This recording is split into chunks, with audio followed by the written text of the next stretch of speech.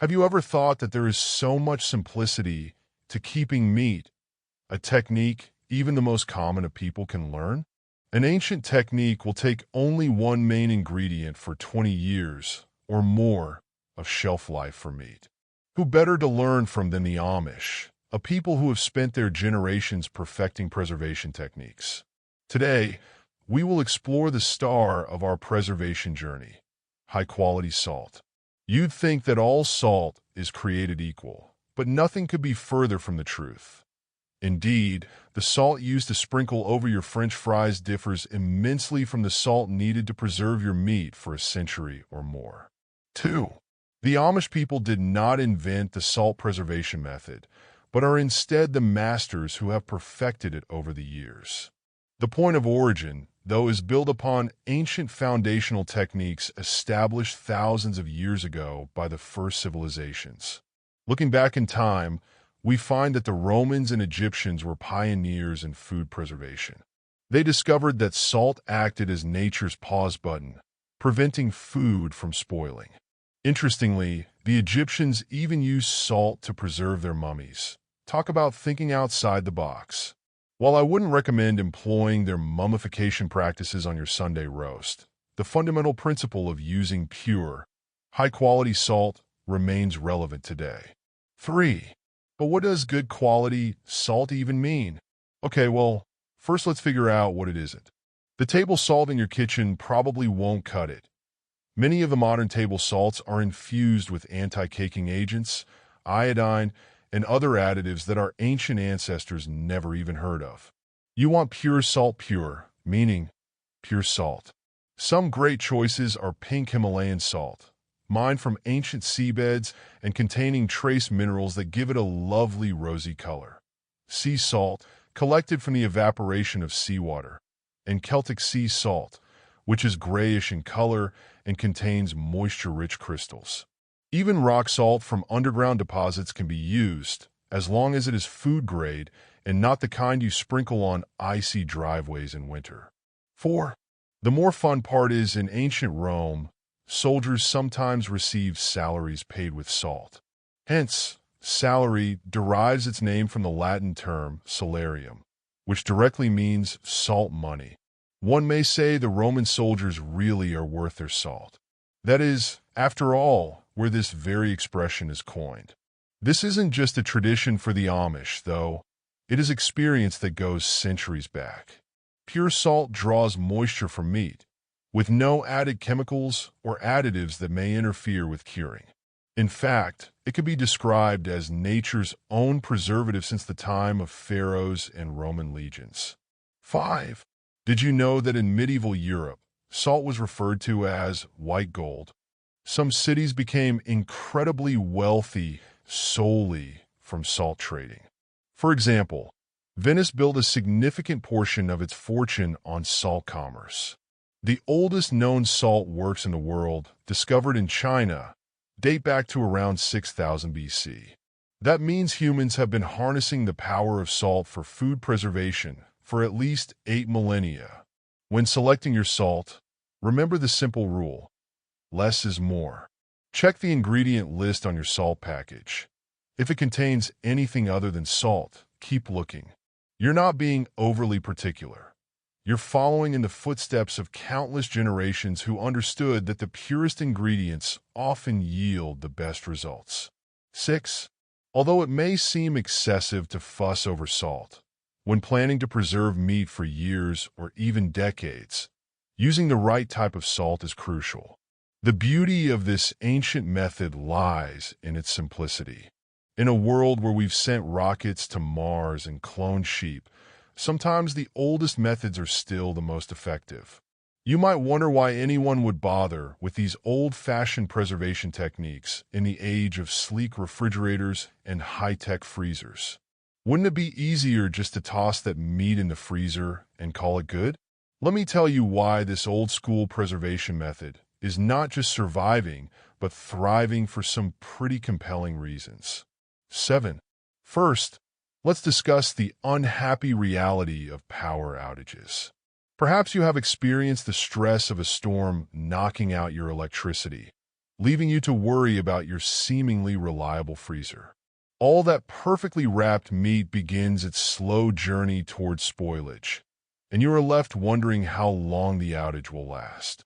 However, salt-cured meat provides you with peace of mind that your cured meat will be perfect whether the power is off for hours, days, or weeks. It does not only ensure a safety blanket in emergencies, but it also liberates you from modern appliances to which we have increasingly become enslaved. 8. Every year, our freezers get a little bigger, our energy bills go up a little higher, and we find ourselves relying increasingly on complex technology to keep our food edible. There's just something incredibly freeing about knowing that you can keep food fresh without being tied down to an electrical outlet. Consider it a form of culinary superpower that comes without a cape or a power cord. To take an example, the average American freezer consumes 500 kilowatt hours per year, something equivalent to the consumption of energy from leaving a 60-watt light bulb burning for 347 days running. Meanwhile, salt-preserved meat sits there, quiet and silent, without consuming 1 watt of electricity to do its magic in preservation. 9. And perhaps the best argument to consider using this preservation technique is the way it uniquely flavors it. While freezing only slows down the aging process, salting transforms the meat into a completely new and edible product. It is as if between a photograph and a painting, both capture the moment, but one is an entirely new interpretation. The salt does not preserve the meat. It changes its nature fundamentally, allowing for complex flavors that modern methods of preservation can't achieve. Apart from the preservation of the meat, this method also preserves valuable knowledge. 10. One product we fully endorse is a book by Claude Davis, a veteran prepper, which talks about 126 superfoods and preservation methods from crisis times like the Great Depression and wartime. We promote this book because we are the last generation capable of imparting these techniques and superfoods to our children and grandchildren. It would be a shame to let this valuable information on healthy food and preservation techniques disappear from our collective memory. Furthermore, they carry a book on herbal remedies by Nicole Alon in their shop. If you are watching this on TV, just look up our channel, Frugal Solutions, on your phone or tablet and find the book by clicking the link in our channel description or in any other video description. 11. We are living in an age where traditional food preservation techniques are vanishing faster than ice cream on a hot summer day. These old practices slide deeper into obscurity with each passing generation. Food preservation is not only about keeping meat fresh, it's about maintaining our connection to culinary heritage. How long has it been since you learned a food preservation technique that your great-great-grandparents might have used? I'm not unaware of the irony. We use modern technology, internet, to learn about ancient preservation techniques. But isn't this what progress should really be about? It's not just about rushing forward to embrace every new gadget, but thoughtfully choosing which old methods are worth preserving alongside our modern conveniences. 12. This journey into salt curing will be accessible and understandable for everyone. So don't worry. You won't need a PhD in microbiology to grasp it. This preservative method resembles a microscopic battlefield in which salt plays the role of your army, fighting against the spoiling forces. Salt, the powerful commander, starts its work by drawing out moisture from the meat like the gentle desert wind. Imagine that meat is a juicy sponge. The moment you apply salt, it is like slowly squeezing that sponge. However, this process is not about just drying things. 13. The genius part of salt curing is how it affects the microscopic, invisible guests that would have otherwise turned your meat into a rotting disaster. Bad bacteria, like Listeria and Salmonella, rely on moisture to survive. When salt extracts the water from the meat, it essentially gives the boot to these unwanted house guests before they can get out of control. These pesky bacteria end up in a desert-like setting, hostile to their survival. While that's going on, positive salt-tolerant bacteria fill the gaps. These friendly bacteria contribute to meat preservation as they produce lactic acid. In doing so, they fulfill a double mission. They contribute further to the meat's preservation and help create those savory, pungent flavors so characteristic of cured salted meats. 14. Imagine it as if this is some kind of preservation mechanism that Mother Nature designed herself. It has worked wonders for millennia. The lactic acid these beneficial bacteria produce also encourages the growth of good molds. These aren't the scary green fuzzy things you find on forgotten bread. They are specialized molds that enhance the complex flavors of cured meats. If all this talk of bacteria and molds makes you uneasy, remember that humans have safely used this method for millennia, long before we had the microscopes to understand why it worked. The ancient Romans may not have conducted laboratory studies on bacterial cultures, but they successfully preserved enough meat to feed an empire. Paragraph 15. The salt curing process is similar to how cheese is made or vegetables are fermented. Salt is a medium that lets only positive microbes thrive and prevents harmful microbes from growing. The second area of love I share is that you can use salt curing without understanding the fine microscopic details, just like how you don't have to know about the chemical makeup of baking powder to bake a cake or be a microbiology major to cure meat with salt. Nature has already figured out the complicated parts. We just have to follow the recipe. Are you ready to get started with salt preservation? The good news is you won't need to raid a chef's kitchen or buy expensive equipment. 16. In fact, you'll only need 3 basic supplies, and I bet you already have at least one of them in your kitchen right now. Let's break down these essentials so you don't break the bank. First and foremost is meat, the star of our preservation show. Here's the key: quality matters. Think of building a house. Would you start with shaky foundation materials? No, right? Same principle applies to meat preservation. You can use either fresh or frozen meat, but make sure that it's of good quality. This doesn't mean you need to sell your house to buy Wagyu beef. Just select meat that you would be happy to eat right now. Preservation won't magically enhance poor quality meat. It will merely preserve it in all its mediocrity. 17. While the meat is the focus, it requires the right tools for proper preservation. An essential item is a large container, big enough to give your meat some personal space. This container serves as the stage for all the preservation magic. It could be a food-grade plastic container, a ceramic crock, or even a glass container, but ensure it's clean and spacious enough to hold your meat comfortably. A tiny Tupperware container from last week's leftovers simply won't do. However, the real MVP of our preservation ensemble is quality salt. Remember our earlier discussion about salt? This is where that knowledge comes in handy once again.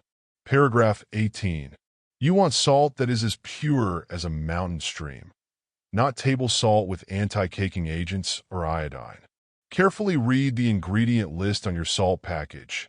You're playing detective looking for clues. If you find anything other than salt, keep shopping. This might sound like overkill, but trust me, those additional ingredients in regular table salt can knock your preservation plans off track faster than a cat can knock a glass off a table. Now that we have our supplies lined up, let's dive into the actual process, Amish style. Their approach is beautifully simple. 19. While modern recipes might have you breaking out digital scales and calculating precise salt-to-meat ratios like you're solving a complex math problem, the Amish method is refreshingly straightforward. It's as if they looked at our modern fussiness and said, "Hold my butter churn." The first step is almost poetically simple. Take your meat and your salt. That's it. No measurements, no scales, and no need to call a friend over to do the math for you. It's like cooking with your heart instead of your calculator. The Amish just salt the meat, coating all surfaces. Whatever adheres is just right. 20. If you are the kind of person who breaks out in hives at the thought of not measuring everything precisely, I see you, baking enthusiasts. Take a deep breath. Remember that our ancient ancestors didn't have digital scales when preserving meat. The Egyptians didn't possess precision measuring tools when preserving food for their pyramid builders, and somehow, civilization survived and thrived. However, if you want numbers, here is a simple rule many traditional food preservers follow. For every pound, about 450 grams, of meat, use about 1/3 cup of good quality salt. That's around 3 tablespoons per pound. But the thing is, this isn't like baking a delicate French pastry where a gram off spells disaster. 21. The Amish understand that different cuts of meat may require different approaches. A thick, hearty ham might need a more generous salt coating than a smaller cut. Use your judgment. If it looks like there's enough salt stuck to the surface to create a decent coating, you're probably good to go. If some salt falls off, that's fine too. The meat will take what it needs, like a picky eater at a buffet.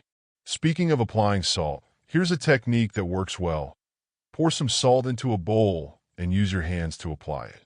This method provides better control than shaking it from a container and allows you to feel any spots you may have missed. Just be sure to wash your hands well before and after touching the meat. 22. When your meat is well coated, give it a quick inspection. All surfaces should have a visible layer of salt. If you see any bare spots, apply another coating. It's like painting a fence. You want an even coat for the best finish. When you are happy with the coverage, you are ready for the next step in our preservation journey. Now we need to give our salted meat a proper home for its transformation. This isn't as simple as tossing it into any old container. We're not talking about building a custom meat palace either. Let's walk through the storage process that will turn your salted meat into a perfectly preserved delicacy. 23. Once your meat is in its salt coat, it's time to find it a comfortable resting spot. Amish people like to use a bus tub, a large, rectangular container which offers enough room for the meat to do its thing.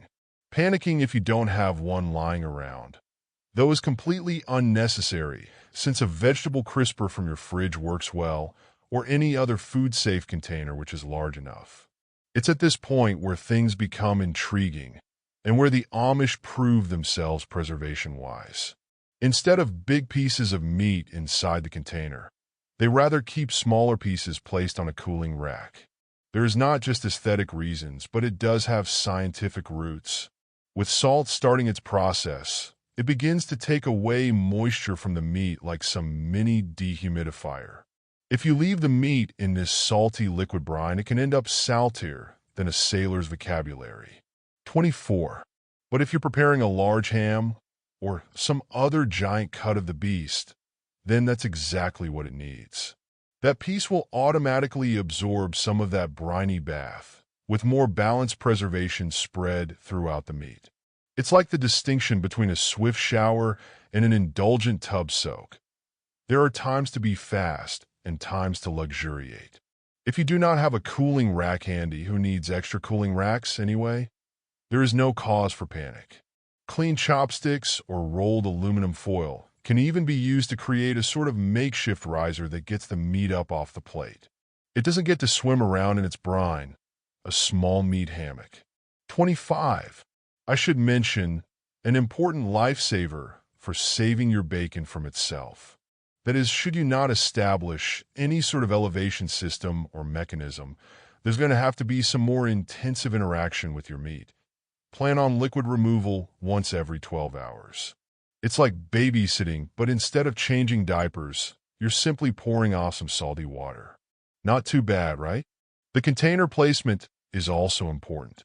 Choose a spot that is level and stable. Nothing ruins a preservation project faster than finding your carefully salted meat tipped over and sliding around like it's at a water park. Additionally, ensure the container has enough room around it for air circulation.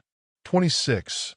Now that we have placed our meat so comfortably in this temporary home, the big question is, how long do we wait? That's not quite like waiting for a microwave dinner. Preservation does take patience, and timing is everything. The Amish have their traditional ice houses and root cellars, but your regular fridge works just fine. Unlike your great-great-grandmother, you won't have to keep an ice house stocked with blocks of winter ice. So, how long should you wait?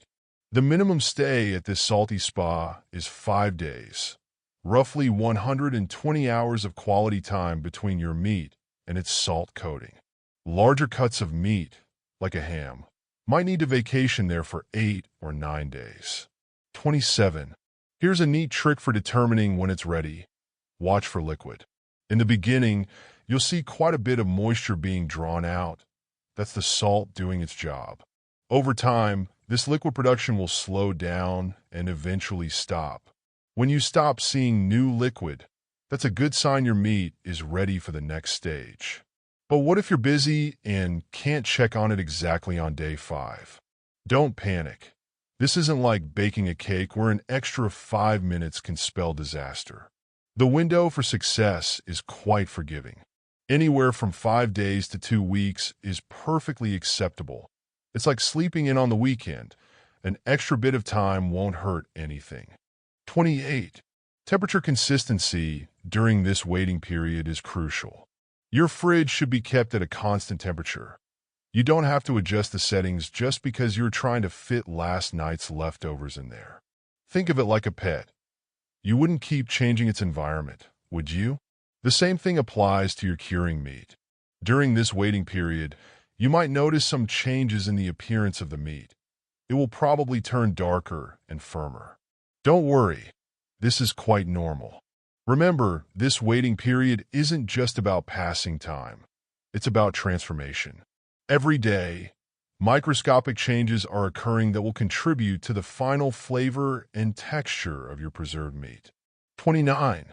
Finally, after your patient waiting period, whether you opted for the minimal 5 days or embraced the full 2-week transformation, it's time to check if your meat has successfully graduated from its salt spa treatment. This moment is akin to a final exam, but don't worry. Your meat will tell you exactly how well it's done. First, let's conduct the rigidity test. Pick up your meat. It should feel noticeably different from when you started, taking on a firmer, more rigid texture. If your meat has done its homework correctly, it should be significantly more solid than when it went in. But what if your meat is still floppy and wet? Don't throw in the towel just yet. This is simply your meat signaling that it needs a little more time in salt school. 30. Add more salt and return it to the fridge for a few more days. Some cuts may need extra time to reach their full potential, just like stubborn students. Once your meat has passed the firmness test with flying colors, it's time for the rinse cycle. This isn't your typical quick rinse. We're talking about a thorough cleaning to remove all that excess salt. Use cool, clean water and be diligent about it. You're not trying to wash away all the preservation work you've done. You're merely removing the surface salt that has completed its job. 31. Now comes a crucial step that many people overlook, drying. But we're not talking about a quick pat with a paper towel.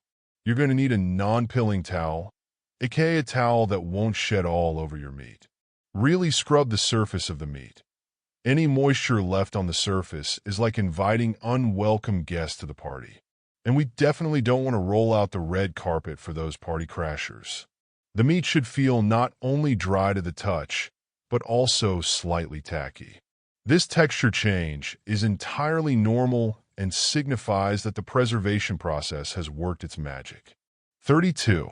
If you've ever handled beef jerky, you're familiar with this type of texture. It shouldn't feel sticky like tape, but it also shouldn't feel wet or slippery. Throughout this process, maintain a clean workspace and keep your hands clean. After all, we are in the final stages of a weeks-long effort. There is no reason to fumble the ball at the 1-yard line. Work on a clean surface with clean tools and wash your hands as needed. Now we've reached what I like to call the grand finale of our meat preservation journey. It's time to hang your masterpiece. This might all seem simple, but trust me, The art to hanging meat lies in the fingers of generations perfecting it in their community. 33. You may not have super high-tech appliances. Our predecessors didn't and still did. The Amish often hang their meats using clever little S-shaped metallic hooks, but honestly, that's genius in itself. I mean, when you see something like that, you begin to wonder who came up with the sports car version of those hooks, these sleek, efficiency-obsessed, gorgeous hooks. They're curved just so to hold the meat securely while allowing proper air circulation. But if you don't happen to have professional meat hooks lying around, and let's be honest, who does? Butcher's twine works just as well. It's like the reliable family sedan of meat hanging. Not as flashy, but it gets the job done. 34. Before you start hanging, you'll need to prepare your meat for its aerial adventure. If you're using a hook, poke a small hole in one corner of the meat. This is not a task for your favorite steak knife. You want something sharp and precise to make a clean hole, just large enough for your hook or twine to pass through. The Amish have this down to an art form, making holes that are perfect every time, like they're performing meat acupuncture. If you're going the twine route, you have options. You can either use the same hole method or wrap the twine around the meat, as if you're gift wrapping a very special present. Just ensure your knots are secure. Nobody wants to hear that midnight thump of meat hitting the floor. 35. Here's a quick pro tip that might save you some headaches. Before making any holes or tying, take a moment to plan where you want your hanging point to be. You want the meat to hang evenly, just like a perfectly balanced mobile.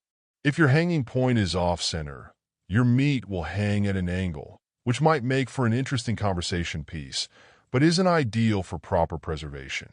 Speaking of positioning, be sure the meat hangs freely and air can move all around it. Don't let it touch walls or other hanging pieces. Each piece needs personal space, much like teenagers at their first school dance. 36. If you're hanging several pieces of meat, which you probably will if you start preserving this way, make sure they're not touching one another. This can almost be thought of as social distancing for meat. Each piece requires room to breathe. For large cuts, take into consideration a few hanging points to distribute weight evenly so not one of the pieces tear. If using twine, you may make a basic harness by crossing the twine in an X fashion. Just remember, all your knots must be tight and secure. That is not slipshod time. Your hanging system has to last you for days, so don't rush it. A good foundation, or in this case, hanging system, makes everything else work better. 37. Now that your meat is safely hung, step back and admire your handiwork. What you see before you is the culmination of weeks of patience and preparation. Now that your meat is hanging there beautifully, like a masterpiece in an art gallery, let's talk about where it should spend its last days of transformation. The Amish have this part down to a science, though they probably wouldn't call it that. It's all about finding the perfect spot, just like choosing the right location for a new restaurant. It can make or break your success. 38. The perfect hang time for your hanging meat is some cool, dark place, basically a meat meditation retreat. The Amish aim to hit between 50 and 60 degrees Fahrenheit. Not cold enough to warrant the donning of a winter coat, but absolutely sweater weather. If you can't imagine what this feels like, try to imagine a wine cellar or that one little sweet spot in your basement where you keep your potatoes. Well, you might wonder where you can find such a spot in your modern home. Not everyone has a root cellar or a cool storage room, but don't worry. There are plenty of creative solutions. Sometimes an unfinished corner of your basement works wonderfully, or some people even convert a spare closet into a curing space. Just be sure to warn house guests before they open that door looking for towels. 39. The darkness factor is just as important as the temperature. Think of your meat like a vampire. It prefers to avoid direct sunlight. Light can affect the curing process and lead to uneven results, much like trying to get a good night's sleep with a spotlight shining in your face. Not ideal. If your chosen spot has windows, consider covering them or hanging your meat in a darker corner. During this hanging period, which should last at least 5 days, your meat will continue to undergo a transformative process. The Amish understand that this isn't just about waiting. It's about allowing the flavors to develop, similar to aging fine wine. The meat will gradually become drier and more concentrated in flavor. 40. This is less known fact. Amish members actually test how ready their meat hanging is with a gentle squeeze. They have this certain kind of firmness that they like to feel from it, testing the avocado's ripeness and having much bigger steaks. So the meat will feel firm and not rock hard like a leftover steak. This is another time when steady temperatures are most important. Your meat shouldn't be doing the hokey pokey between warm and cool. Keep your spot within a stable range throughout the day. Basements work well naturally to maintain better temperature consistency as opposed to other rooms above the ground. 41. The time for you to hang is over now, but avoid just jumping straight into it. The Amish often slice preserved meat very thinly, like bacon.